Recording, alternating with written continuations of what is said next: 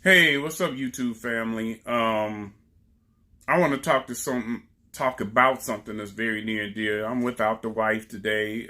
She's already ventured off to work, sending out positive energy and safe travels and to her. And it's early in the morning here, so grand rising to all you all. If you tune in and catch this, I'm kind of responding to a post that a young lady put up out of Atlanta. Discussing or talking about the fact that her cousin was almost abducted, and she was outraged about it. And I think it's on Black Vegan Tube. So if you guys haven't followed that, check it out. It's on Black Vegan Tube, and I forgot what else it was affiliated with. I think it was I can't think of the other site that it was, but at some point I understood totally where she was coming from, but, and I made the comment that, why did your cousin call you first? Why didn't she call the police, then call you? And it triggered some things, but I mean, it was nothing negative. It was just the fact that one of the realities is, because we as a people of color are going through so much hatred and racism now, and even self-hate, to the point where you can't even trust calling the police to help you. And this is where a thing where I feel like maybe we need to start, we should start policing ourselves and policing our own community and holding our own people accountable for any of the negative atrocities that we do against each other and stuff like that. I think a lot of it now is an education process. We're not, as much as we would like to believe, we want to live in a world where, of course, we don't, we want to live happy. We want to live worry free. We want to be able to go and come and be. But unfortunately, right now, we're not in that kind of world where we can be 100% relaxed. And I know it's a miserable, miserable feeling to have to live your life every day in fear and constantly on guard. You know what I mean? Basically, as black people, African American people, we are living in a situation as if we were living in a terrorist country, and you're always worrying about being bombed or being shot at, or something like that. And a lot of us are going through a PTSD of this whole thing and depressions. And in a lot of ways we deal with it. We go into denial saying, hey, I got it all together. It ain't going to happen to me. It ain't going to happen to my family. I'm going to stay prayed up. We running into the churches praying while they blowing them up and shooting us up. We on our knees singing and praising while they putting bullets in the back of our head. We need more boots on the ground out here, people. We need more boots on the ground out here. We need to get out and educate. That's the first thing. Educate. One, let's deal with the children. Let's deal with the youth. When they go to these parties and everything, make them really understand you don't have no friends. I'm your friend, meaning the parent. I'm your friend. The mom, the father, I'm your friend. They're not your friends. Quit calling everybody your friend.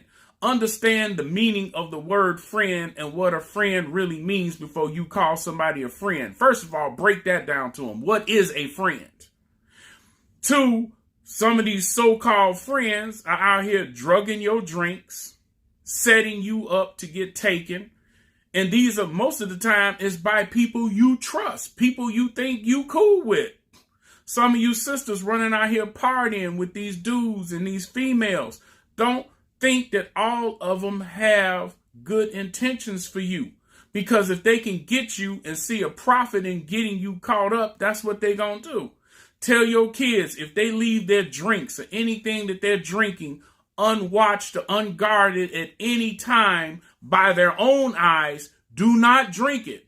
Do not drink it. I'm in my 50s and don't do that. If I walk away from a beer, a pop or anything that I have, and I know that I lost contact with it even for a few minutes, I don't drink it no more. Unless I know ain't nobody else in the room but me. You know what I'm saying? If I'm in a public environment and I got a drink, I cover it up with a napkin. I stick my straw through the napkin and it's covered up, and I'm carrying the glass with my hand over it like this as I'm walking through the crowd. Because some people will walk through the crowd and they so busy partying and looking. Somebody come behind you, drop something in your drink or sprinkle something in your drink. You don't know it. You know, you sit down with your friends. Oh, girl, or hey, bro, I'll go get your drink and bring it to you. Nah, I get my own. You ain't got to bring me nothing. I'll go get my own. I'm going to get my drink. You know, you don't have to go get my drink. You know, now, if you sitting at the bar and you see the bartender slide it over to you right in front of y'all, you drink yours, you drink that, keep your stuff covered. Do not walk away. Don't be like, hey, girl, hey, dude, I'm going to the bathroom. Watch my drink. Forget that. If you can't finish it when you go take it to the bathroom with you, I wouldn't drink it. Because people, again, we're in that state of emergency where you can't trust anybody or anything no more. And it's miserable. It is miserable. It is. But it's a fact, and we got to understand that this is the world we living in right now. This is what's happening with the people that we are coexisting with on this rock. You understand? This is what's happening. And whether you like it or not, whether you want to deny it or not, whether you want to play like it's happening or not, it is. 70% of African-American youth, women, and children are being taken for their organs or sex trafficking, you know, and I'm not saying it's not happening to the white community. I'm not saying that, you know, the blonde-haired, blue-eyed girls are not being taken and the Asians and the Indian girls are being taken. Everybody's being snatched up. You know what I'm saying? And then I understand that it's an even bigger violation when some of our own set us up to be taken. That is a huge violation. And boy, I'm going to tell you, I don't even want to say it on YouTube because I'm not going to say it, but I think y'all know what I want to say. But that's a huge violation when you go against your own people. That's a violation. And you know what you do about violations. You know what I'm saying? So at the end of the day, man, sisters, when y'all going out here to these stores, you know what I'm saying? Pay attention to who walking around you and what's coming up around you. Always have an escape plan. When you go into a room, figure out, okay, if something happened, how I'm getting out of here. Have some kind of plan. Figure it out. You know, look around. If I got to yell, if I got to scream, somebody come up behind you in the store and put a gun in your back. Think about it like this. Most time, what do? Y'all get scared and say, I'm going to be quiet because he or she going to shoot me. Well, if they going to kill you anyway, you roll the dice. They going to kill you anyway. How would you rather go? Would you rather go in a trunk or a van that can't nobody hear you scream or yell or anything, and they end up raping you repeatedly or drugging you and taking out your kidneys and your liver and your heart and all of that? I would rather, hey, if we gonna do this, let's do this right now. If we gonna do this, let's do this right now. If you gonna shoot me in this damn store, then sister, you gonna have to shoot me right here because I ain't going out here with you. It ain't happening. And I would yell, scream, blow whistles, or whatever the hell I gotta do to bring some attention to this fool trying to take me out of here. Because again, they gonna kill you anyway. At least have enough heart to say, hey, if I gotta die, I'm gonna go die on my terms, not your terms. That's all I'm saying. Because they gonna take you out anyway. They gonna send you somewhere where you gonna be raped repeatedly or whatever that is anyway until you used up. Then they gonna cut you up and throw you somewhere like you garbage. So go out on your terms. Like 50 Cent said, he said, get rich or die trying. Hey, I'd rather die for the principle of the situation and die on my terms than to let somebody take me out on their terms. No, not doing that. You know what I'm saying? And I know we're in a situation where we can't trust the police. You know, It's just double jeopardy. And I know black people and African American, whatever term you want to call yourself, I know we are tired of this. I know we are tired of this. We're speaking out on it more, but we're not coming together enough as a collective, because black men have their issues with certain black women. Black women have their issues with black men, but this is ages old. We're not recognizing that this is systematic programming over years and years of us being. And then also, you got to take responsibility for the person that you pick and put in your life. I've been married a couple of times. I'm blessed to the fact that my wife I'm with now, as they say, third time's a charm. Me and her on the same page. We love each other. We understand one another. But I also take responsibility. I can't blame everything on my exes. I made mistakes. And also, I chose that person. I chose that person to be my wife or whatever. They chose me to be their husband or their boyfriend or whatever the case may be. And those are choices that we made. They were not good choices, but I have to take responsibility for the choices I made. So I wouldn't have gotten with the wife I'm with now had I had the attitude, well, all sisters are bad and all they want to do is take you to child support and all they want to do is, cause drama and all that. I don't want to be bothered with no sister drama. They controlling and all of this kind of stuff. Every sister is not like that. Every black woman is not like that. And sisters, every black man is not useless. Every black man is not trifling or lazy. And every black man don't mean that he's nothing because at the time he's unemployed or he's not able to do something. It's a whole lot of diamonds in the rough out here. And it's not really up to you to make them and polish them up to be a diamond. See, that's another thing I think sisters got it wrong. Let the man make his decisions and pick himself up. You be there, to encourage him, but it's not your job to pick him up and carry him. Do you understand what I'm saying? That might have went over your head. Meaning, if a brother comes to you and you like him and you love him and you want to get together, and let's say you working and you have a job and you have a decent job and he don't, but he has an entrepreneurial spirit. He's got that thing where he's trying to do something. He's really trying. You see this, that he's really trying, and he's out here trying to make some moves and shaking the trees, trying to make something drop down so y'all can eat.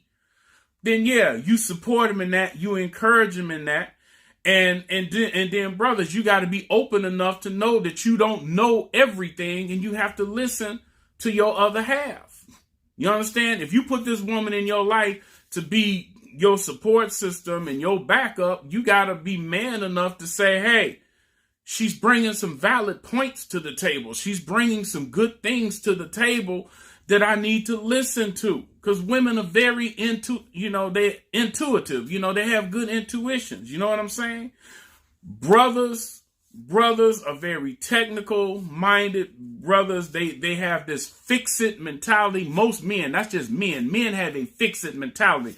A woman will bring you a problem and we figure out how to fix it. And sometimes you don't want us to fix it. You just want us to listen, to hear you out, and go from there, man. And sometimes, carrying a brother too much slows him down and handicaps him and keeps him from standing up on his own. If you carried your child around from birth all the way to adulthood, what makes you think they're going to want to stand up?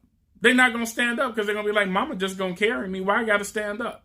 It's the same thing, but we have to first learn to be whole people. Before we get into a relationship, we have to ask ourselves, who are we? Why are we? What we want? What we want out of life? What our visions are? And then once we understand self, which makes you a whole person, then you can get in a relationship with someone else that's a whole person.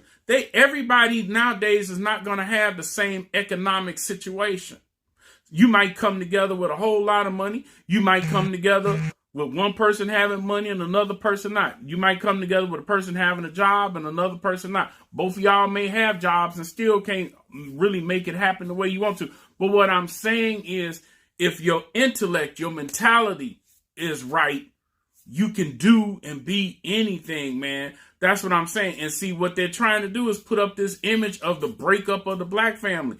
They encourage you to marry outside of your race. They encourage you to do all of these things because you brainwashed into thinking that your men and your women aren't anything. Women are crying out to brothers, hey, help protect us. Brothers are getting all offended, like, why should I protect y'all when all y'all want to do is run us in the court or put us into the system? So at some point, there's going to have to be a give and take on both sides, because some sisters out here that had spouses or whatever, they do get on the system, the supplement income, or they get in the system because they don't want to work. There are women out here that are very trifling, that had a bunch of babies by a bunch of different guys, and they don't want to work. They don't want to do nothing. You know what I'm saying? Being in the system is easy. Because they can get free money, who wouldn't? You can get a free home, free money, free medical, and all of this other stuff. All I got to do is put your butt out the house, meaning put the black man out the house. Now, when your children grow up, they see images of mama raising me with no father, a daddy raising me with no mama, and they don't understand what a black family looks like. We need to start showing our youth more about what a black family looks like. We need to start making better choices in the spouses and people that we call husbands and wives, boyfriends and girlfriends. We need to start making conscious choices and taking responsibility for the choices that we made. You understand what I'm saying? And stop blaming it and stop categorizing everybody as this or that. We need to stop, worrying about turning it up and popping bottles and all of this stuff and worrying about Popeyes and Chick-fil-A. If we had did a campaign the way we did with Chick-fil-A and Popeyes about missing black women and children, it would have been phenomenal. It would have been phenomenal. You understand what I'm saying? It would have been epic. But no, we were too busy talking about, ooh, and I mean, jumping up on counters singing, ooh, I love the Popeyes chicken, and ooh, you, everybody thinking, yeah, I know what you're thinking. If it's going to go viral and everybody going to see me. Ooh, if Popeyes see it, they may hire me to do something. Y'all lost like a mug.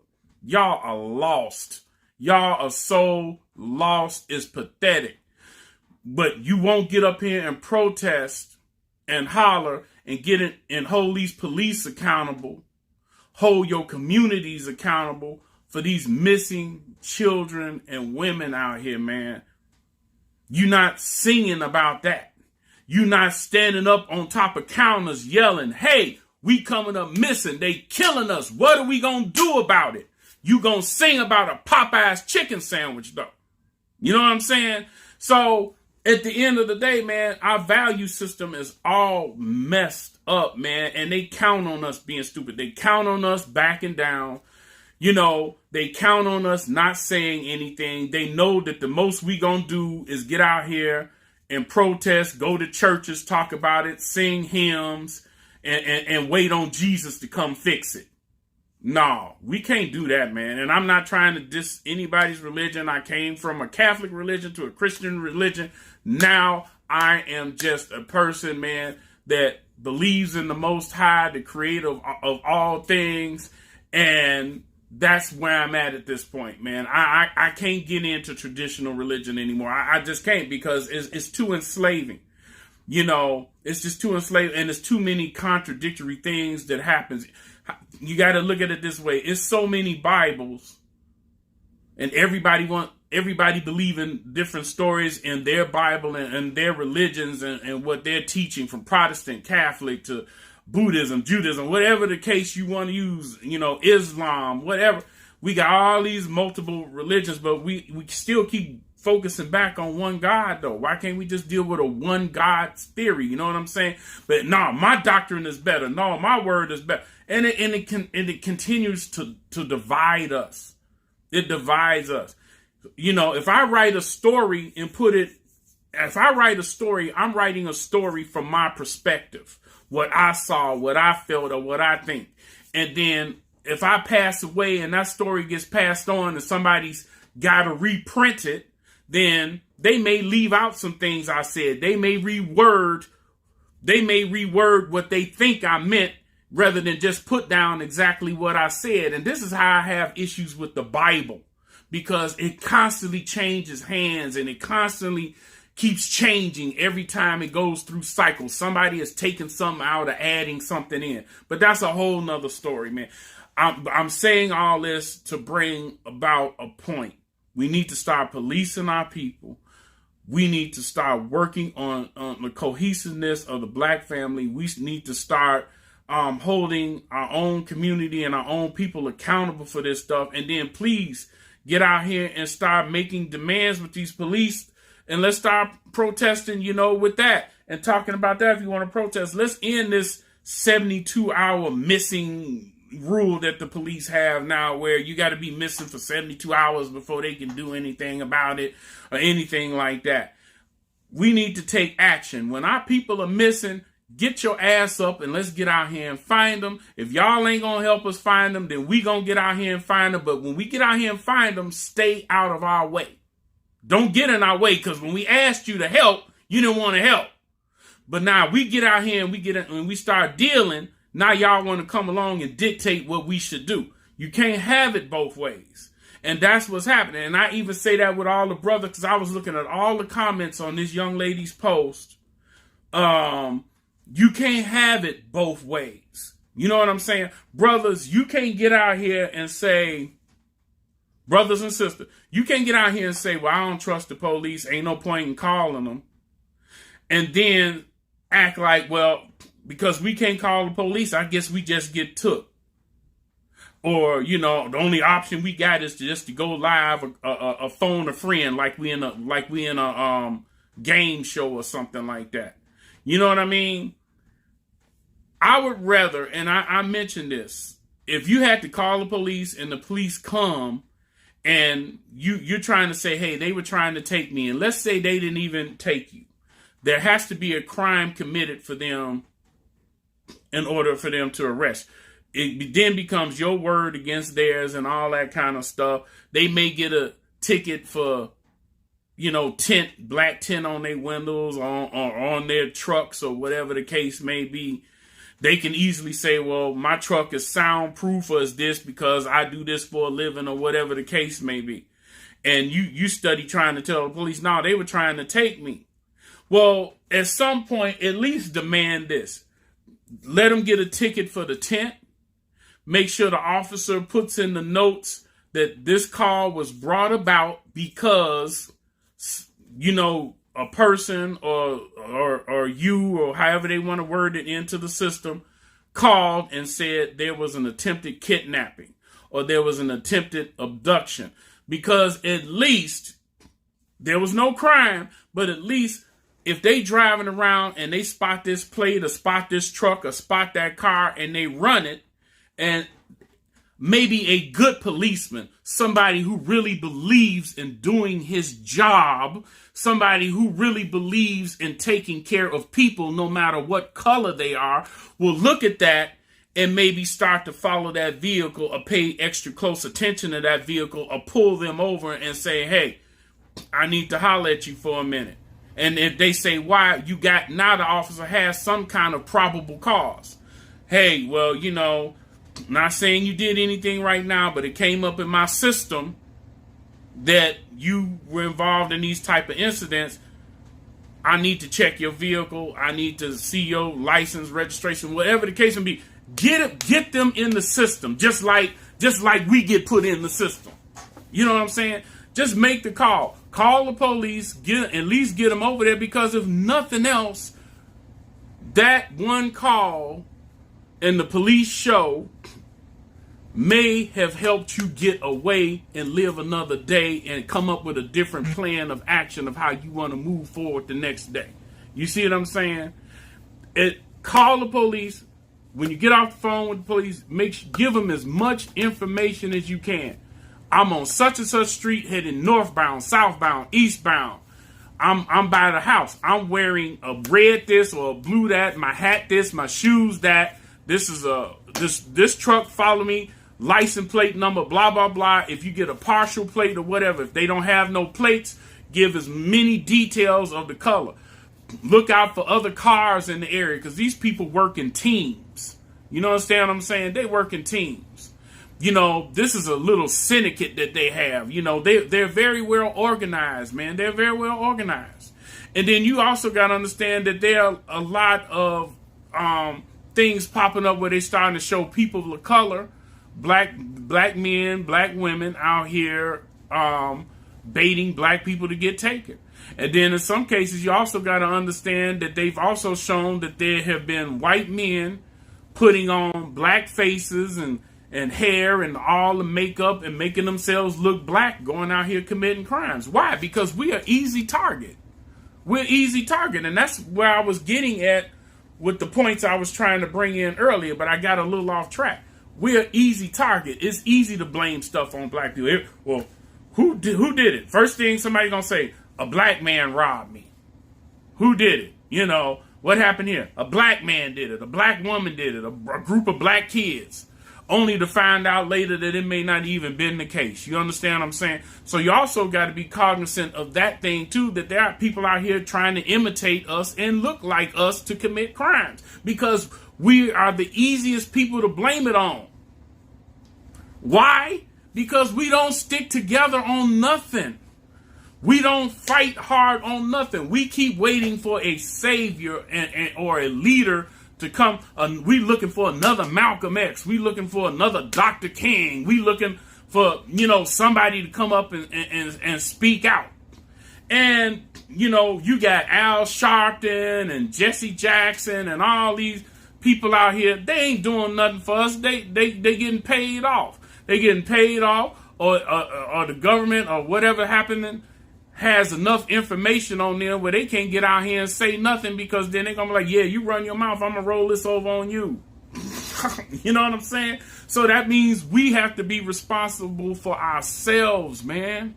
We got to be responsible for ourselves. Yeah, I had to take a call from my queen, y'all, so the video got interrupted. But going back on what I was saying, man, we need to get better prepared, man. I'm looking, you know, my wife and I are into, you know, survivalism and stuff like that, man, where we go out, you know, we're practicing go bags and all of these things that a lot of brothers and sisters don't even know about, man. You know, we don't because we too busy partying and turning it up and woo woo and all of this, and it ain't gonna happen to me.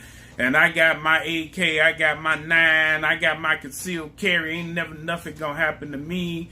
It ain't always about you. It's about your whole family and you. You know, it's about everybody else around you. Stop being so selfish. It's a whole bunch of us out here, and we need to start caring about one another. Not just videoing somebody being attacked and not doing nothing about it. Not just, you know, sitting up here making, you know, being a Facebook hero and typing stuff on there, you know, you're a Facebook activist and all that. Get boots on the ground and get out there and get involved with your community. Watch your kids. Ask what you can do to help out at these schools. You know, connect with your community for neighborhood watches and stuff like that, man. Learn urban survival. Take a self-defense class, man. Close quarters, you know. Hapkido, you know, is a good art for close quarter contact. Learn these things, man. You know, learn these things. Get out here and practice with your weapons. Get better with your weapons.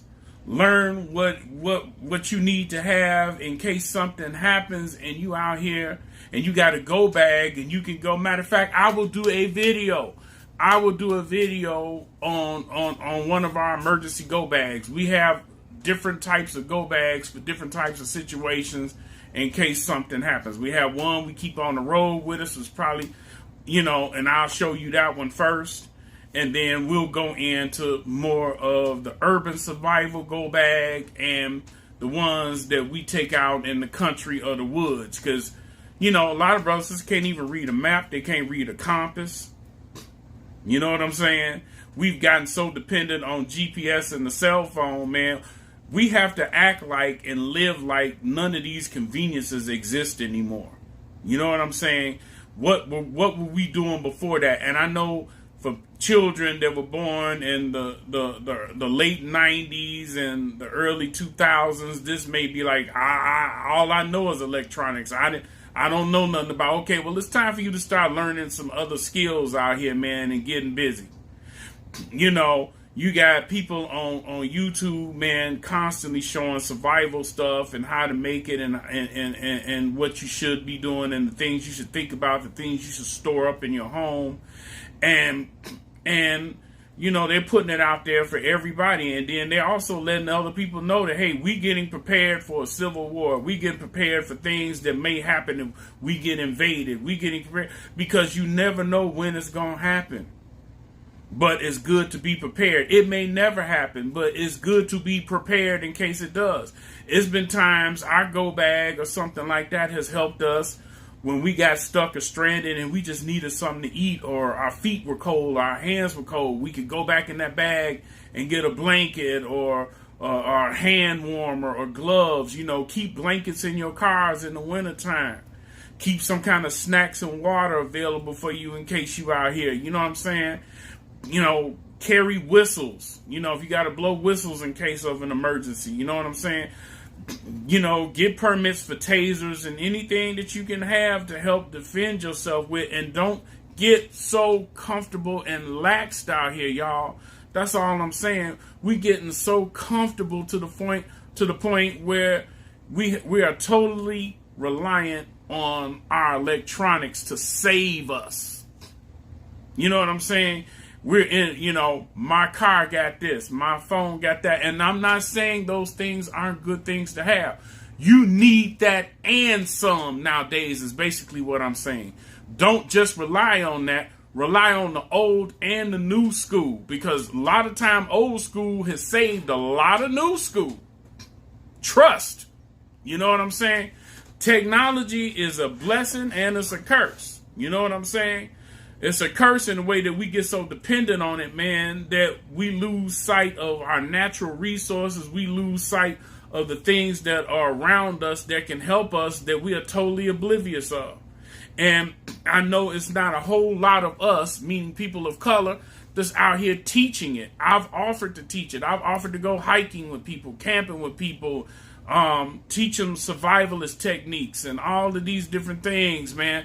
And nobody really gets into it because we too busy. Hey, you know, oh, I ain't got to do that. I got my gun. I got this. I got my girl, my husband, my baby daddy, my mom, you know, and we get all into that thinking like, man, that ain't going to happen to me. I be riding with my crew. Your crew be setting you up sometime. Your crew sometimes ain't going to help you out of a situation. Your crew may get taken with you because, yes, they grab groups of people too. They've grabbed 2 and 3 children at one time. They've grabbed 2 and 3 girls at one time. Again, we are dealing with people that's organized while we are disorganized. We're dealing with people that are organized while we are disorganized. We need to get organized just as much as they do. So now we on some even battleground here. And if you're going to die anyway, die for a cause. Die going down trying to save your life. Trying to save the life of your family members or whatever that is. If you're going to go down, you go down, go hard. As they say, go hard to go home. And a lot of us will go home. I ain't got nothing to do with it. And then you get on TV and cry about it later. Yeah, it was good and I wish somebody would just bring them back and you know. Come on, man. Let's cut that down. Let's start holding the police accountable. Let's try and push this rule to get rid of this 72-hour rule. Forget that. We don't need that. When my people come up missing, get on this. I need to know where they are, why they are. And if they do pop up, say, hey, why didn't you let somebody know what was going on? And I understand from coming from that environment that it does, and people got to understand, it does consume a lot of man hours and resources to look for a missing person. It does. It takes a lot, you know, and it's only a few guys in certain departments that really handle that and are capable of handling that, and they're bogged down by many cases, you know, in their defense. They have a lot of cases to deal with. Now, how hard they working on them, we never know because we're not in there. We're not in there. But you know what they say, too much pressure busts a pipe. Sometimes you got to put pressure on them and say, hey, I hear what you're saying, but this got to get done. This got to get taken care of. We as a people need to unify and get out here and take care of ourselves, because ain't nobody out here trying to help take care of us, man. And I'm not saying every white person out there is bad. Let's not get into the race card. I'm only dealing with what we know that we see and deal with every day as people of color. And I just want us to be smarter about how we watch out for ourselves, how we protect ourselves, and let's give a damn about each other. You know what I'm saying? Let's really give a damn about each other. And all the rest of the stuff we have to continue to work out, as I mentioned early on in the video, with the division of the black family and the division of, the divide between the black woman and the black man and all this kind of stuff. Well, white people even know that's generational curse stuff. So it's nothing like it's some taboo secret. You know what I'm saying? I mean, it is what it is. And you have a right to love who you love, marry who you want to marry, and be with who you want to be with for the rest of your life. That is definitely up to you. I'm not saying that you shouldn't. I'm just saying that we need to do better by each other, man. So much love. I'm wishing and blessing y'all the best safety, intelligence, and anything that you need, and the best covering that the Lord above can provide for you, man, while you out here in these streets. I'm encouraging brothers and sisters out here to stop killing and hating on each other and falling for the okie doke and the dime. Stop being full kind of hustlers and start being active people in your community, because sooner or later, like with all things, you gonna have to pay the piper one day. Think about it. I'm out.